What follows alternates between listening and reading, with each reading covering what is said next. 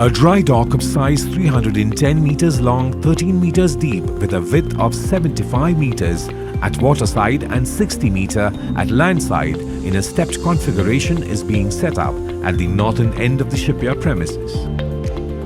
This dock is to tap the market potential of building specialized and technologically advanced large vessels such as LNG vessels, drill ships, large dredgers, second indigenous aircraft carrier, and repair of offshore platforms and larger vessels.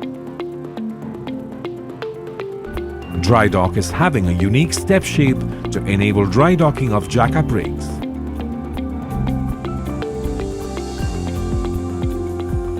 Dock will also be equipped with two 600-ton capacity Goliath cranes, which is one of the biggest of its kind in India. The project cost is 1,799 crore rupees.